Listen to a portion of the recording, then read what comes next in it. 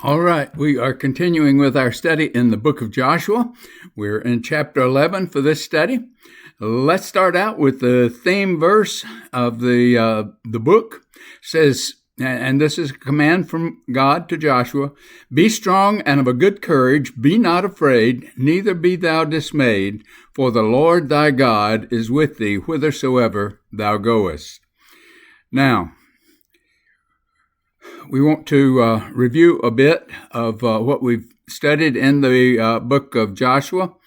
The main action that we've got going on here in the book of Joshua is the taking of the land for Israel. Now, God gave the land to Abraham 400 years before Joshua got there, and actually more than 400 years, this is actually the fulfillment of God's promise then to Israel. But he said that the Amorites who lived there at the time of Abraham, their sin was not full yet. And so that's why they had to wait that extra time. But the main attention that we need to pay here is a personal relationship to God. Now, Joshua's best weapon was God himself. God is the one that fought the battles. Each of the battles that they were in, God fought the battle and protected Israel. But let's just remember some background here. It was approximately 2000 BC when Abraham got the promise of the land. And again, the sin of the Amorites was declared as not full yet. Israel went into slavery for 400 years in Egypt. But then God rescued them. Moses led them out of Egypt. Moses was not perfect. He made his mistakes. And because of his mistakes, he was not allowed to go into the promised land. There are consequences for violating God's commands. Anyway, Joshua took over and he led, and Joshua was not perfect either. Good man, they loved the Lord, but they made their mistakes. Folks, you lead your life, and I lead mine, and neither one of us is perfect. Just like Moses and Joshua. I wish I was doing as well as Moses and Joshua. Anyway, why is it that we study books like this, the books of Joshua? 1 Corinthians 10:11 says, "Now all these things happened unto them for ensamples, and they are written for our admonition, upon whom the ends of the world are come." They're written for us, folks. We see the mistakes that Joshua and Moses made, and hopefully we can learn something from them. We see the good things that they did, and hopefully we can learn some things from them. Anyway, that's the purpose of studying the book of Joshua. They're in samples. Don't miss them. Joshua entered the promised land, set up his headquarters at a place that he called Gilgal. That's where they took stones out of the river Jordan and placed them in a circle. And that circle became the headquarters for Joshua. He divided the land in half. He went across the land and divided that in half. Then we studied what we've studied up to this point is his southern campaign. He went east to west, dividing the land. He was in the east and went to the west. The west was where the Mediterranean was. Anyway, then he took all of the southern portion of Israel. He started at Jericho, and remember, Jericho was a walled city. It was protected. Nobody could get in. Oh, what a protection it was. And best we know from the archaeological discoveries there, it was a double-walled city. It was well protected. Anyway, there was only one survivor. That is, one family of survivors, and that was a harlot. But it was a harlot that proclaimed God to be the God of heaven and of earth. Not just that little territory there, but of heaven and of earth. And this harlot was saved because of that, and she became the great-great-great-grandmother of David, and she's in the genealogy of Jesus. Wow. The Lord can do mighty things. Anyway, what we've really looked at, and part of this is the character of God.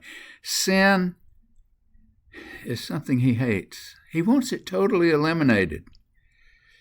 But he saves believers, even ones that have been sinners, even ones that are sinners, even ones that do the worst kinds of things, like Rahab, the harlot.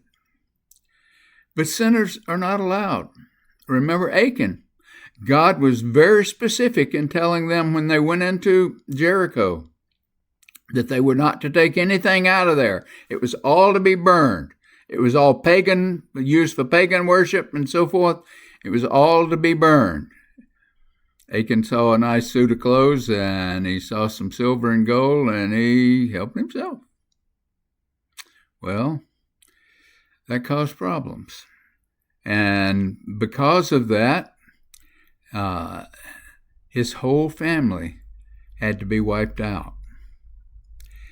Anyway, Ai number one. Why do I call it number one? I don't know. But anyway, the next city after Jericho was to be Ai. Now, just one little problem here. It's a problem that I've got. Joshua forgot to pray. If he'd have prayed, he would have known about Achan before he went in there, but because of that, 36 Israelis died. Remember, they captured the whole city of Jericho. It's a big city. Well, not all that big, but it was bigger than Ai. And not a single soldier was hurt. He didn't break a fingernail. Anyway, prayer is essential. Folks, we need to be in continual fellowship with God. And we're in fellowship with him when we talk to him, and we talk to him by prayer. And he talks to us through his word. We need to be in his word also. His word is important. Now, Ai number 2. After Joshua sent some soldiers in to capture Ai, and they were beat and 36 of them killed, he went back and he got on his face and prayed. Oh, it's important to pray. Anyway, God gave him a plan for capturing Ai. So he went after it the second time and took it over. He was told to make no treaties and with any of the people in the land. He was to wipe them all out. God wanted all the pagan people out of there, because he knew that if they stayed there, that they would lead the people of Israel into pagan worship. And indeed, they left some there. And indeed, you can guess what happened. Anyway, a group from a city called Gibeon, and that really amounted to several cities, but the king of Gibeon sent some ambassadors to Joshua, and they told Joshua, oh, we're from a long way off. We're not from in the land. We're from a long way off. And Joshua forgot to pray again. Folks, this is written for our ensample. Oh, do I forget to pray when I'm making a decision? Anyway, he made a treaty with Gibeon. They were right there in the land. But the people of Gibeon had also made a pact with the kings of that whole southern area there, and they cheated on them. They were just cheats all the way around. Anyway, the southern kings decided they were going to go after Gibeon because it was a larger city, and they were afraid that they would fight with Israel against them. So they got together to go after Gibeon, and the people of Gibeon went to Joshua and let him know what was happening, and Joshua took his troops and went after them, and they, in doing so, wiped out all the kings of the south. And then they went from city to city, wiping out each city. Now, I want us to go through the one-word definition of each chapter here. So I want you to remember this book. Chapter 1, what was it about? Victuals. It was about victuals. They had 3 days to get food together to be ready to enter the land. Chapter 2, what was chapter 2 about?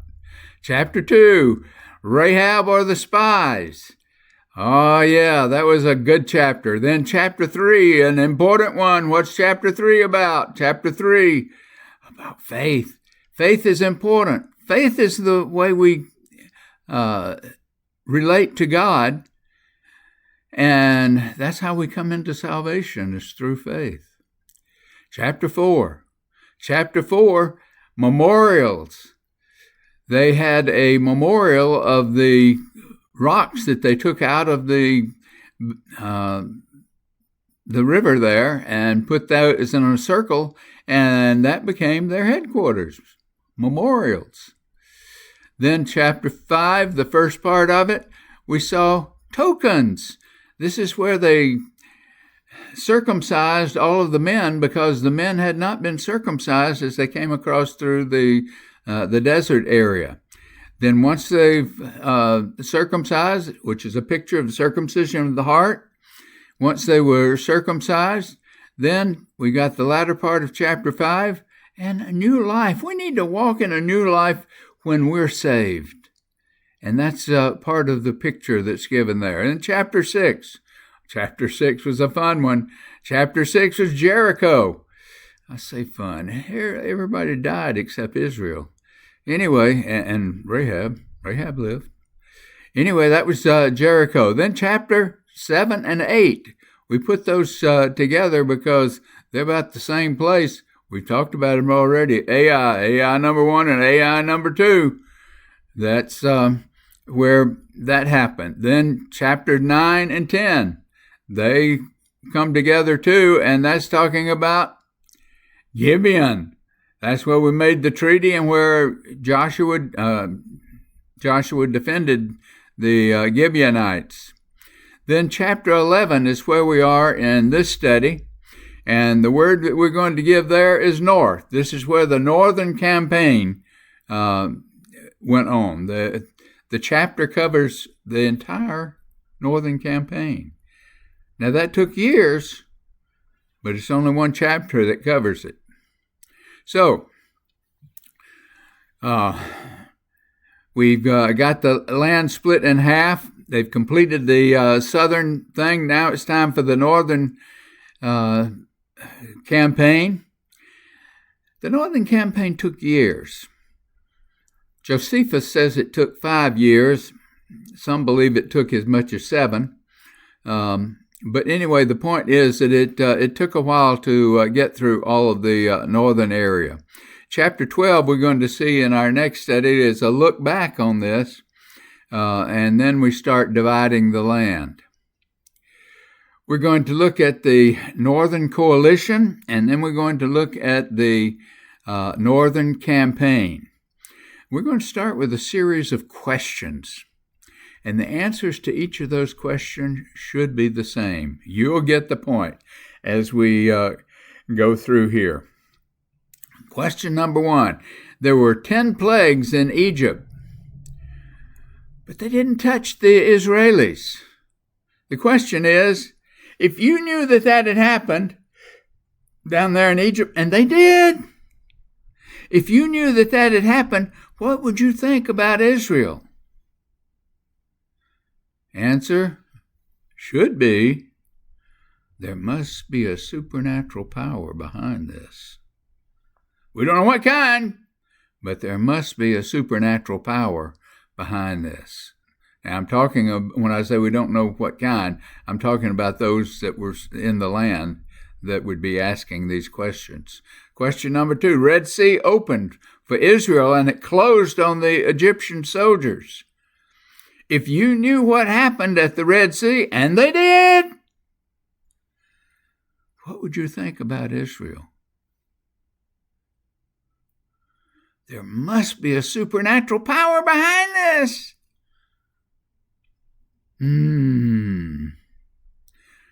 Question number 3. The people of Israel survived in the wilderness for 40 years, and you weren't supposed to be able to do that. Question is, if you knew that these people of Israel were able to live in that wilderness for 40 years, they were able to find water for millions of people, able to find water, what would you think about Israel? Answer should be, there must be a supernatural power behind this group. Then the people of Israel were attacked by the kings of the east on the east side of Jordan, but they destroyed them. Israel destroyed them. Question, if you knew that the people of Israel destroyed the mighty kings of east of the Jordan, what would you think about Israel? Answer should be, there must be a supernatural power behind this. Is this building to something? 20 miles of the flooding Jordan River opened up for Israel to cross on dry ground. Question, if you knew about the Jordan River opening at flood stage, what would you think about Israel? Answer should be, there must be a supernatural power behind this. The great walls of Jericho just fell. Walls don't just fall like that. Israel killed and burned everything that was inside there. Question, if you knew about the walls falling at Jericho, what would you think about Israel? Answer should be, there must be a supernatural power behind this. The city of Ai was captured and burned. Israel killed and captured all that was burned, all that was inside there. If you knew this about Ai, after knowing about Jericho, what would you think about Israel? Answer should be, there must be a supernatural power behind all of this. The southern kings joined together to fight against Israel, and they were killed by balls of hail. Question, if you knew that hailstones that only killed the southern army and left Israel alone, what would you think about Israel? Answer should be, there must be a supernatural power behind all this. Oh my. There was a strange day that lasted almost 48 hours. 48 hours of sunlight while Israel destroyed the southern armies. Question, if you knew and you fully saw that day, you saw that it lasted 48 hours while Israel fought the southern kings, what would you think about Israel? The answer should be, there must be a supernatural power behind all this.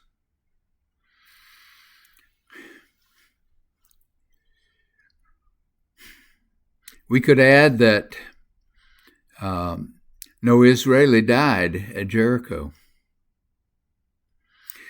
Only a few died at Ai, but 12,000 people died at Ai that lived in that city. Is this strange evidence mounting up? If you lived in the north, could you put these pieces together? Destroyed the Egyptian army, destroyed the kings of the east, destroyed Ai, destroyed Jericho. Could you put those pieces together? Or has the court of the great God already decided that you're evicted?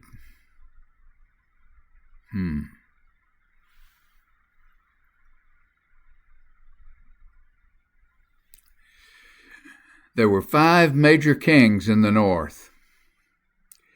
You have super weapons. You're the king. You're king in the north. You got super weapons. But they can't fight hailstones. Walled cities offer no protection. They fall. Oh, they were good against others, but not against Israel.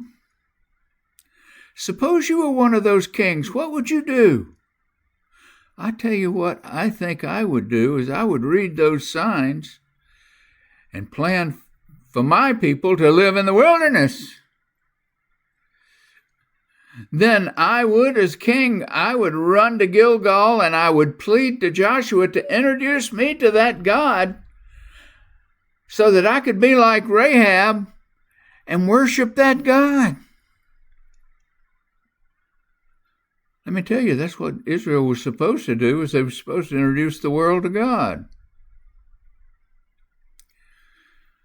Let's move on into Joshua chapter 11. And it came to pass when Jabin, king of Hazor, had heard these things, and sent to Jabab, king of Madon, and the king of Shimron, and the king of Ashtaroth. This king is trying to get kings together. And to the kings that were on the north of the mountains and of the plains south of Chinnereth, in the valley and in the borders of Dor on the west. Reading this reminds me of a cartoon that I saw on Facebook. It showed a guy with an awful face, and the caption below it says, "This is what you look like when you're given to read a bunch of biblical names." Well, that's the way I feel when I try to read them. Anyway, let's go on to verse 3. And to the Canaanite on the east and on the west, and to the Amorite and the Hittites and the Perizzites and the Jebusites in the mountains, and to the Hivites under Hermon in the land of Mizpah. Those kings were going to fight. That guy that is leading all this, he's tough. But he's got reason to be. Listen to this. Verse 4.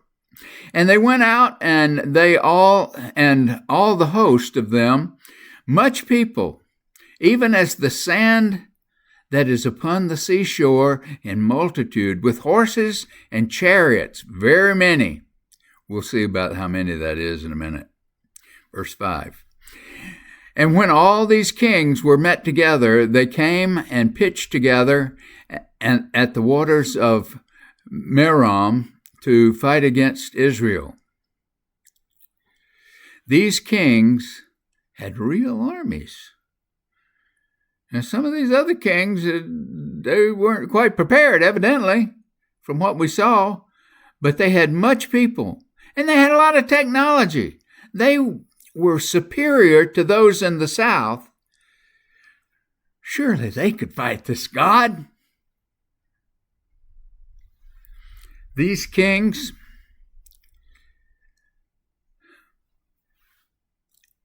had real armies, much people, much technology, superior to those in the south. Surely they could fight this God. We're going to read a bit of or section out of Josephus. Now, what you're going to see as you see it, you can see that I pasted things together. Well, I had to manually copy them from a book and paste them together so that they would fit on the page here. And so I have not changed anything. You can go check it out. Anyway, here we go. Let's read. This is Josephus. Just in case you don't know who Josephus is, he was a guy that lived shortly after the time of Jesus. But anyway, he was considered kind of a traitor to the Jews because he became a historian for the Romans. Anyway, his history books are good history. They're not perfect, but he wrote the history of a lot of the Scripture, and is certainly worth reading. It says, these kings which made war with and were ready to fight the Gibeonites. I didn't deal with that, but the southern kings decided they were going to fight the Gibeonites because they had made this treaty with Joshua and had abandoned them in their treaty, and they were afraid that they were going to come after them, so they thought they were weaker than Israel, and they were going to get them out of the way first. Anyway, these kings, which made war with and were ready to fight the Gibeonites, being thus overthrown, Joshua returned again to the mountain parts of Canaan. And when he had made a great slaughter of the people there and took their prey, he came to the camp at Gilgal, was his headquarters. And now there went out a great fame abroad among the neighboring people of the courage of the Hebrews, and those that heard what a number of men were destroyed were greatly affrighted at it. So the kings that lived at Mount Libanus, who were Canaanites, and those Canaanites that dwelt in the plain country with auxiliaries out in the land of the Philistines, pitched their camp at Beeroth, the city of Upper Galilee, not far from Kadesh, which is itself also a place in Galilee. Now, watch this verse. We're going to come back to it. Now, the number of the whole army was 300,000 armed footmen, and 10,000 horsemen, and 20,000 chariots, so that the multitude of the enemies affrighted both Joshua himself and the Israelites, and they... did I skip something there? Oh, I guess that's right. And they, instead of being full of hopes of good success, were superstitiously timorous with the great terror with which they were stricken. Whereupon God upbraided them with the fear they were in, and asked them whether they desire a greater help than he could afford them, and promised them that they should overcome their enemies. and withal charged them to make their enemies' horses useless, and to burn their chariots. So Joshua became full of courage upon these promises of God, and went out suddenly against the enemies.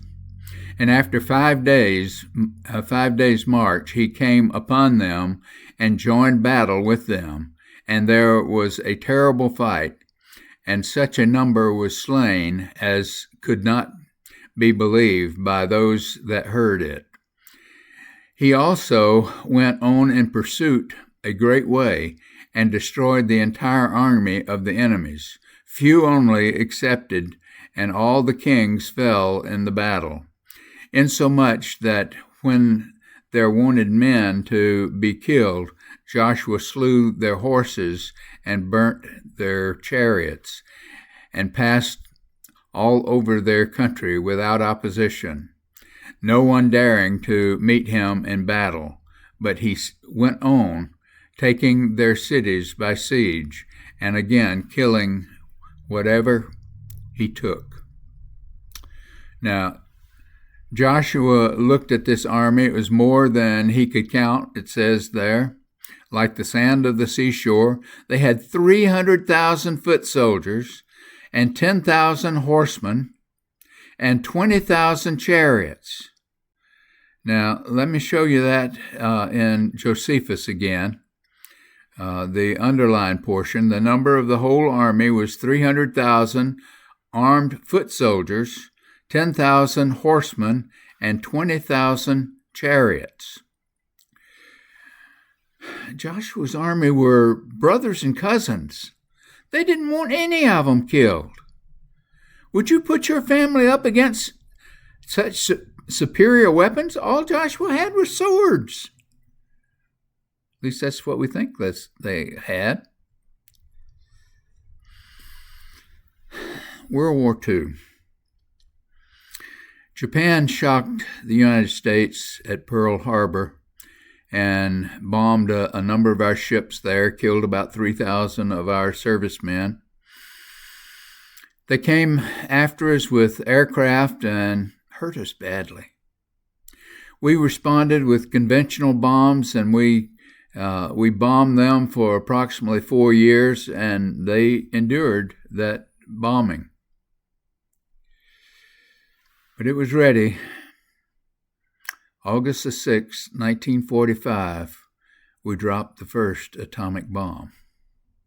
It was a superior weapon.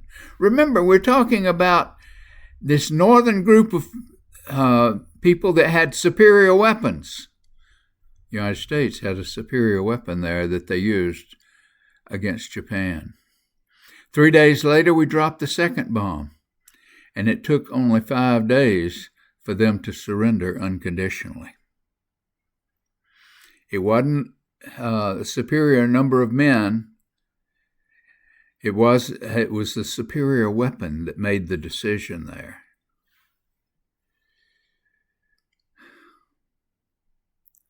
However, I want us to guess at Joshua's army, the size of his army. I'm supposing that it was about the same size as they counted in the wilderness, so we'll consider that to be the size of the army. Let's go to Numbers chapter 26, starting with verse 1. And it came to pass after the plague that the Lord spake unto Moses, and they're in the desert now, they're not in the land. And this is before that. And it came to pass after the plague that the Lord spake unto Moses and to Eleazar the son of Aaron the priest, saying, Take the sum of all the congregation of the children of Israel from 20 years old and upward throughout their father's house, all that are able to go to war in Israel. And Moses and Eleazar the priest spake unto them in the plains of Moab by Jordan near Jericho, saying, Take the sum of the people from 20 years old and upward, as the Lord commanded Moses and the children of Israel, which came forth out of the land of Egypt.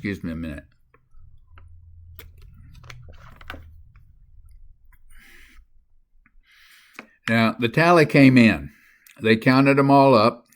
You go down to verse 51 of that same chapter, chapter 26. These were numbered of the children of Israel 600,000 and 1,730. Wow. 601,730 men to go fight. Now, the army that they were going against, the army of the north, had 300,000 foot soldiers. But they had the superior weapon. They had chariots and horsemen. Joshua potentially had a much larger group of foot soldiers than did the army of the north, but he didn't have the superior weapons like we had in World War II. Joshua said, for this cause, Josephus said that for this cause Joshua feared. Now the Lord rebuked him and said, let's go. We're going to go. I'm going to bring all of those to you. Verse 6, Joshua 11. And the Lord said unto Joshua, be not afraid because of them, for tomorrow about this time I will deliver them all slain before Israel, though thou halt their horses and burn their chariots with fire. So Joshua came, and all the people of war with him, against them by the waters of Merom suddenly, and they fell upon them.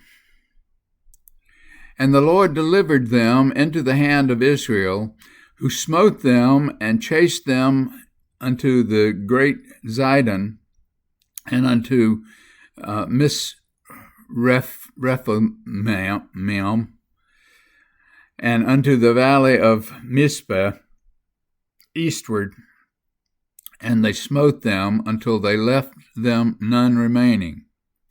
That gives me hope. Joshua didn't allow their superiority in numbers, or his superiority in numbers of troops to go to his head. He could have said, I got enough, I can lose a few and still take these guys. He didn't think that way. He talked to the Lord. The message was, be not afraid. Now, I assume that Josephus was wrong about Joshua's fear.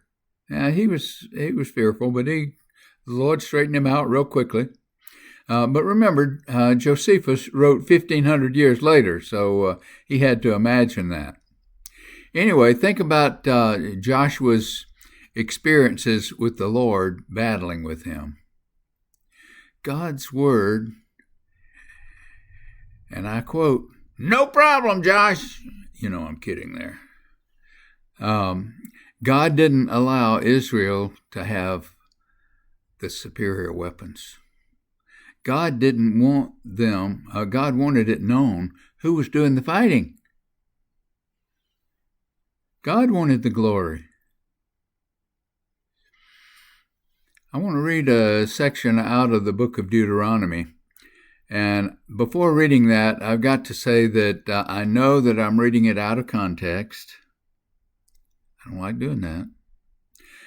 The context is really to protect the king of Israel. They didn't have a king yet. And protect the king of Israel from idolatry. And I'll make some comments about that after we read it. But let's read it.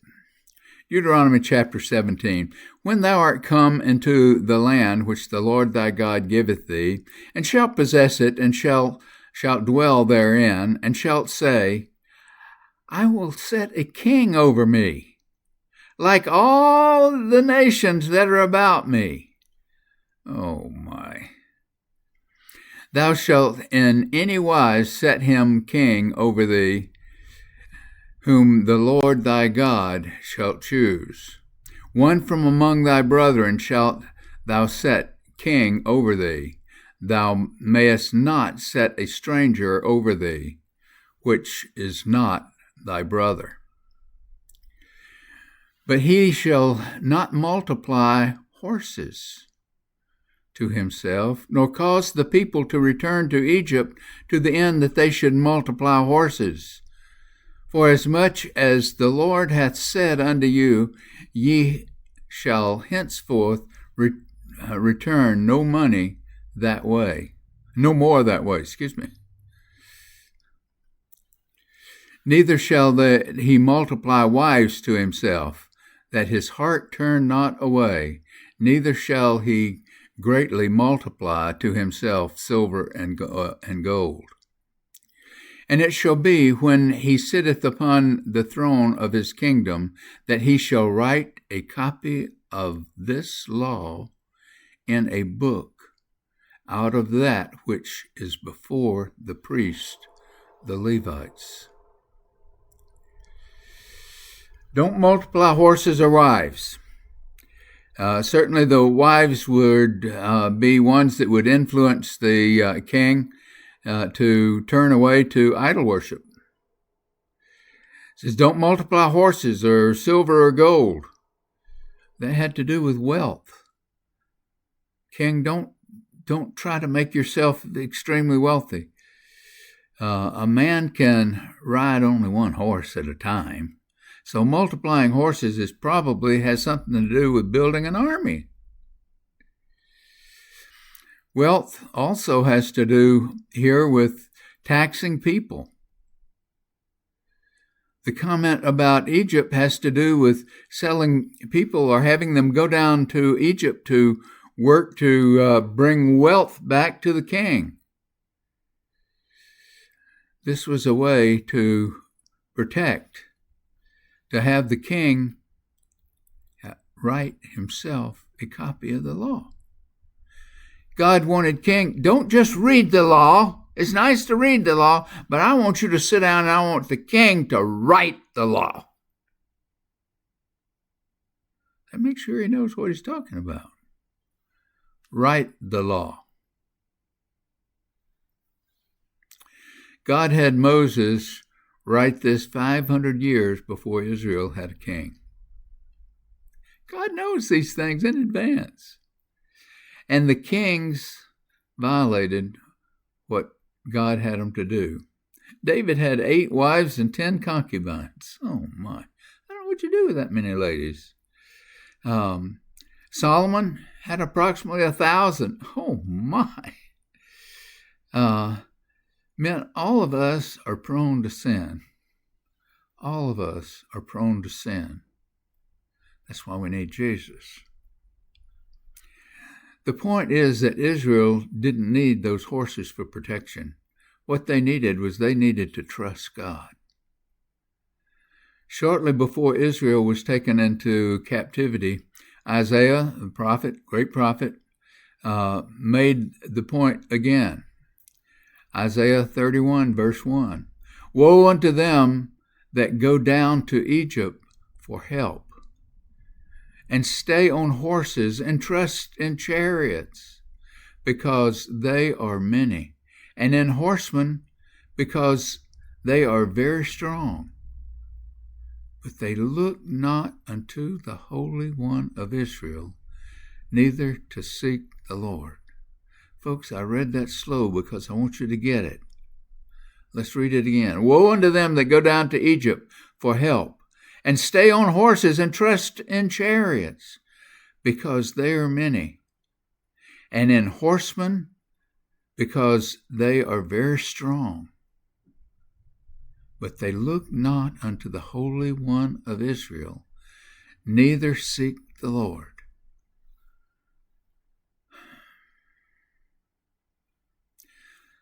This is my concern for Israel today.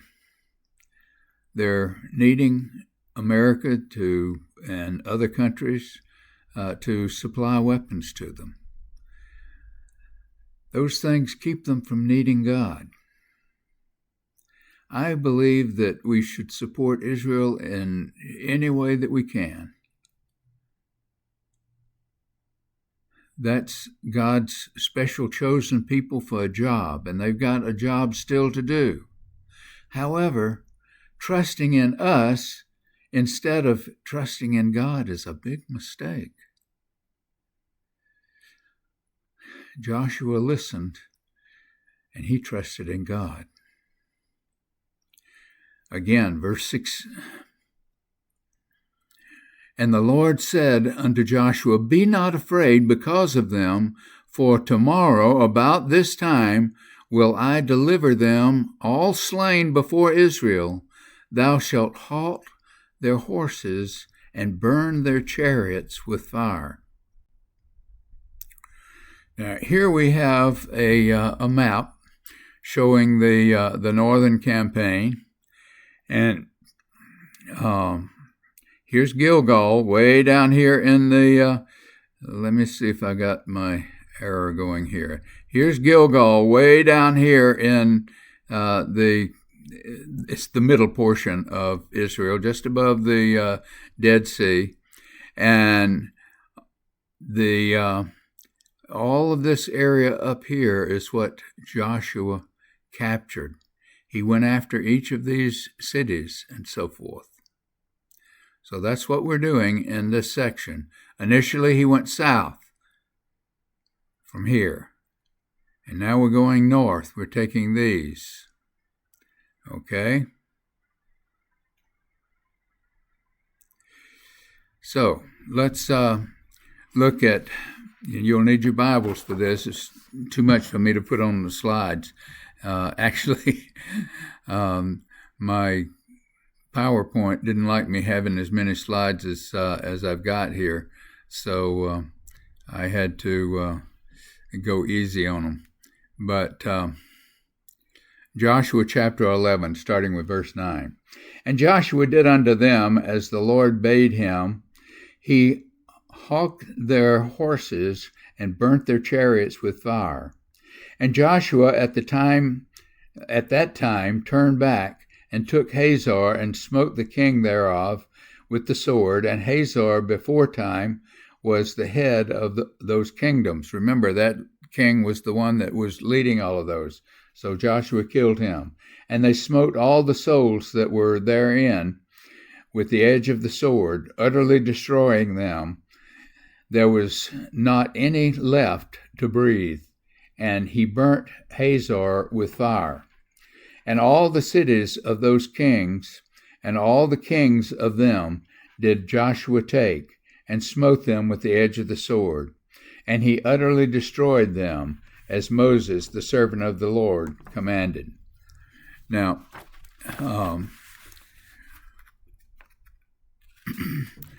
Joshua made a quick attack. I think it reads there like it was a surprise attack on the northern kings. He attacked them. They turned and ran. They had the superior weapons, and they turned and ran. It records no Israeli injuries in this, but these battles lasted for years. No fear, Joshua. We're going to get them. But they had to keep going, even against those superior weapons. And those guys with the superior weapons knew that the hailstones were even superior to them. They couldn't fight those. So let's again continue with our reading here in Joshua 11, picking it up at verse 13. It says, But all of the cities that stood still in their strength, Israel burned, none of them, save Hazor only, that did Joshua burn. And all the spoil of these cities, and the cattle and the children of Israel took for prey unto themselves, but every man they smote with the edge of the sword until they had destroyed them. Neither left they any to breathe.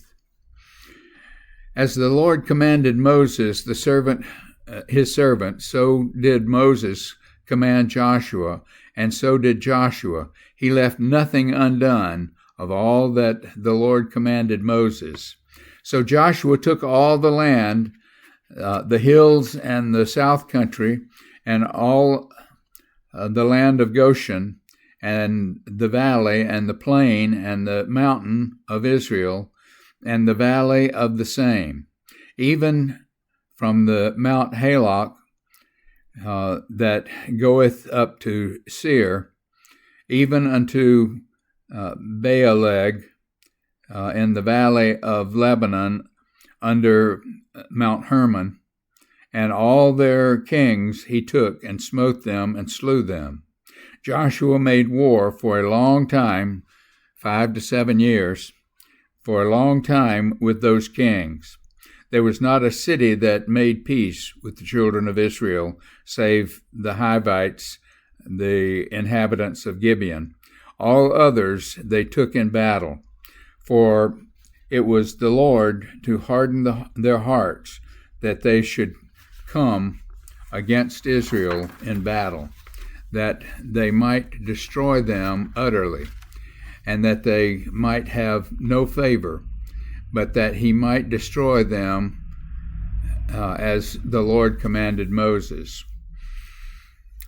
And at that time came Joshua and cut off the Anakims from the mountain of Hebron to Debir, from Anab, and from all the mountains of Judah, and from all the mountains of Israel. Joshua destroyed them utterly with their cities. There was none of the Anakims left in the land of the children of Israel, only in Gaza. We know about Gaza. Only in Gaza and Gath and Ashdod there remained.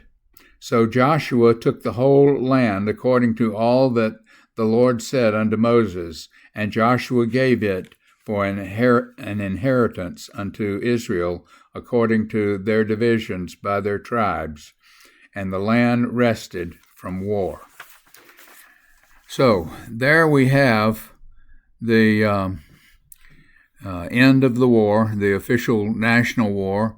The land was conquered. There were still individual cities that had to be won, and each of the tribes that were in those areas were to go and conquer those. We'll see that in later studies. But Joshua was done. Now we got to divide the land. He wasn't done with that. He's got to do that. But Israel was to move in and settle down. Go back to verse 22 in chapter 11 there of Joshua. It says, there was none of the Anakims left in the land of the children of Israel, only in Gaza, in Gath, and in Ashdod there remained. Now the Anakims were the giants of the land that had been seen by the spies of the earlier ones that went in. But there were a few left in Gaza and Gath. You ever heard of anyone from Gath? Think about Goliath of Gath that David fought. They still had these people that were there all the way up through David's time that they were fighting because Joshua didn't quite clear them all out like he should have. Anyway, in Gaza, Gath, and Ashdod. And I hope that Gath rings a bell with you. But the promise of the land was fulfilled. God had delivered it. Some conditions remained for them to actually be able to stay in the land. They owned it, but they may not be able to stay there if they didn't behave themselves. And they didn't. Just like us. But they failed and they were sent into captivity. But the promise was that God was going to pull them back. And he's pulled them back several times. He pulled them back from Babylon, and now he's pulling them back from all over the world. But today they depend very much on U.S. and other nations' weapons. They want superior weapons to be able to fight their battles. Now, I'm not suggesting that the U.S. or anybody else deny them those things, but where should their focus be? Proverbs chapter 3, verses 5 through 7 says, "Trust in the Lord with all thine heart, and lean not unto thine own understanding." Superior weapons at my understanding. No. Trust in the Lord with all thine heart, and lean not unto thine own understanding. In all thy ways acknowledge him, and he shall direct thy paths. Be not wise in thine own eyes. Fear the Lord, and depart from evil.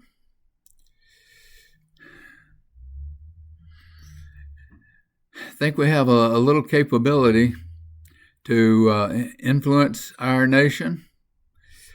Man, our power comes from the Lord. We need to trust him, and we need to talk to him about the things that we need to do to straighten out our nation. Folks, our nation has become just as immoral as the nations of Sodom and Gomorrah. And maybe not everybody, but it's being approved now. God's the one with the real power. And I ask you, and I ask myself, who do we trust? Who do we trust for today? Who do we trust for eternity? Oh man, again, Proverbs 3, 5 through 7. This is for us, folks. Trust in the Lord with all thine heart, and lean not unto thine own understanding. Oh, I can trust the Lord, but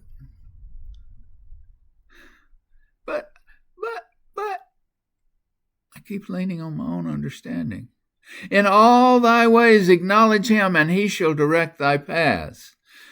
Be not wise in thine own eyes. Fear the Lord, and depart from evil. Folks, we're all sinners. If you hadn't figured that out, you're not looking at the way you're living. We're all sinners, and the Lord said so. But he sent Jesus to save us.